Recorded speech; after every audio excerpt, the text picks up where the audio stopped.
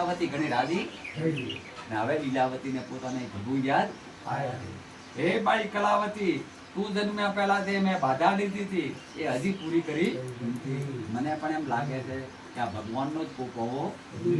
આ માં સતી શ્રી લીલાવતી પોતાના ભાઈ બંધુઓ સાથે ભગવાનની પૂજા કરવા બેઠી. પોતાના સ્વામી પોતાના જમાઈ ઘરે જલ્દી આવે એવો હેતુ મનમાં રાખીને ભગવાનની લીલાવતી પૂજા કરતી. પૂજન કરતી વખતે સત્યનારાયણ ભગવાન પાસે લીલાવતી વરદાન માંગતી હતી, એ પ્રભુ મારા સ્વામી મારા જમાઈના જે અપરાધ કરજો, જે દેશમાં રક્ષા કરજો ને વહેલા ઘરે પ્રાર્થનાથી ભગવાન વિષ્ણુ લીલાવતી ઉપર પ્રસન્ન.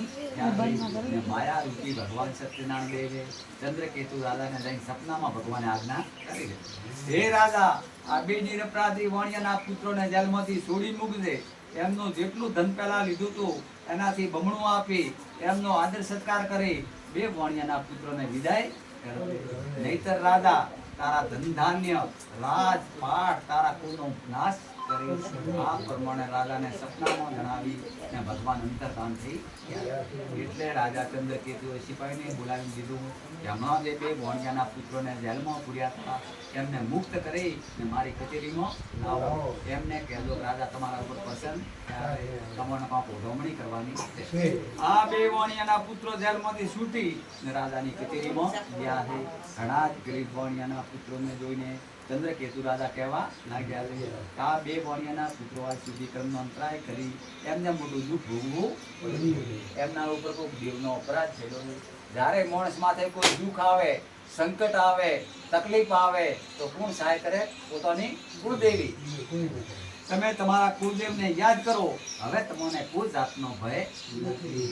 એવી રાજાની આજ્ઞા થતા પગની બેડીઓ તોડાવી નાખી છે, હજામત કરાવી, નવા રાજાએ વસ્ત્રો પહેરાયા છે, ઘેરણા પહેરાવી રાજાએ બે વાણિયાના પુત્રોને સંતુષ્ટ કર્યા છે.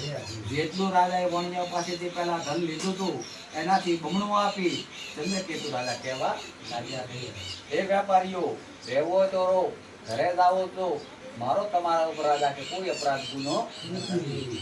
આ જેલમાંથી છૂટેલા બે વાણિયાના પુત્રો એકદમ અભિમાન અહંકારમાં આવી ગયા કે રાજાએ આપણી બુદ્ધિનો પ્રયાસ કરી આપણને બમણું ધન ઓપેડીનું તો થન માતા કે તરી બોરી છે પણ પોળે મહેનત તો ખાતરીનો નાખ્યો તો મહેનત ઈ નહીં કરી હતી, પોણી ઈ નહીં પડે તો ઈ થી હું કરી હતી હે તો એને બદલો દેવો કોઈ કે ના અમે અમારે મનથી થી એને બદલો દેવો હતા દે.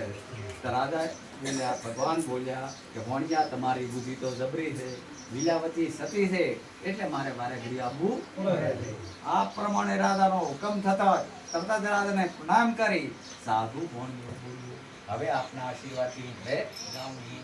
પુરાણ દેવા ખંડે સત્યનારાયણ કથાયમ ત્રીજો અધ્યાય સમાપત. બોલો સત્યનારાયણ ભગવાન કી જય, વિષ્ણુ ભગવાન કી જય, ધરણીધર ભગવાન કી જય, સિયાવર રામચંદ્ર ભગવાન કી જય, હનુમાનજી મહારાજ કી જય, સદગુરુ દેવ કી જય. મંગલમ ભગવાન વિષ્ણુ મંગલમ રુદ્રજા મંગલમ પુણ્યનિકાશ સર્વ મંગલાયસ્તનો હરિ. બોલો સત્યનારાયણ ભગવાન કી જય. આ પંખોના કાયમ ના લઈ દો પકડો ઈ બાજુ બીજો સબ ચાલુ કરો ના કરવાનું બાર સે ઋષિ કે સત્યનારાયણ ભગવાન કથાનો ચોથો અધ્યાય કહો. બે રહ્યા છે સત્યનારાયણ ભગવાન કથાનો ચોથો અધ્યાય કહો છો. આ બે કીર્તિ કથા. આ પ્રમાણે સાધુ વાણિયાએ મંગળ યાત્રા કરવાની તૈયારી કરી. દાદા પાસેથી મળેલા ધનમાંથી થોડું ધન પુણ્યના માર્ગે વાપરી અને વાણિયા પોતાના દેશમાં જવા હવે નીકળ્યા. હવે ભગવાન કે મેં વાણિયાને આટલી બધી તકલીફ આલી, હજી વાણિયાની બુદ્ધિ સુધરી કે ના સુધરી એને ભગવાન કે મારે વાણિયાનું કઠોતરું. ભગવાને પોતાનો વેશ બદલી ને સન્યાસી બાપજીનો ભગવાને વેશ લીધો અને બાપજીના વેશમાં જઈ વાણિયાને ભગવાન પૂછી, હે સાધુ વાણિયા કિયા દેશનો વાસી છે, શું તારું નામ છે, કેવો તારે વેપાર ચાલે?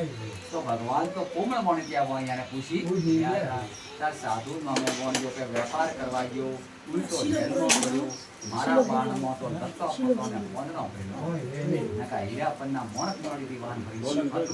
આ વણિયાના પુત્રોએ સંન્યાસી એટલે ભગવાનની મસ્કરી લઈ કહેવા લાગ્યા, હે બાવા અમારા વિદ્યા લેવાની ઈચ્છા રાખો, મારા બાણમાં તો લતો પોતાને વણનો કર્યો. આવું કઠોર વચન સાંભળી સત્તાના પ્રભુએ કહ્યું, જે વણિયા તું બોલ્યો એ તારું વચન સત્ય.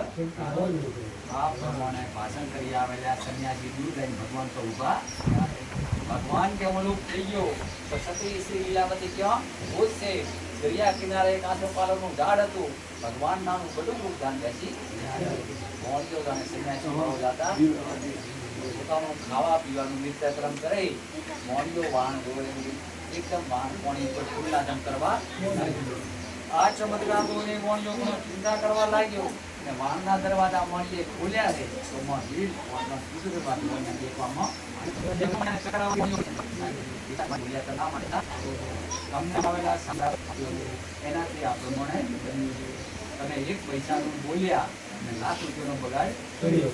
સાધુજી મળ્યા હતા, મળે તો તમારે 2 રૂપિયા દક્ષિણા ના આવવા નકા મળે તો કહેતા તમે ખોટું બોલ્યા, ખોટો બોલવા જ પડે. હવે અમને શરણે જાશું એટલે તારે પાર. આવું જમાઈનું બોલવું સાંભળી સાધુ વણિયો સંન્યાસી પાસે ભગવાન પાસે જાય, તેમના પગે આદર ભાવી વણિયો બોલ્યો છે કે ત્રાહી માન શરણા ગદમ આડા ત્રણ હાથની માપી ભગવાનના ચરણો માટે પગમાં મળે.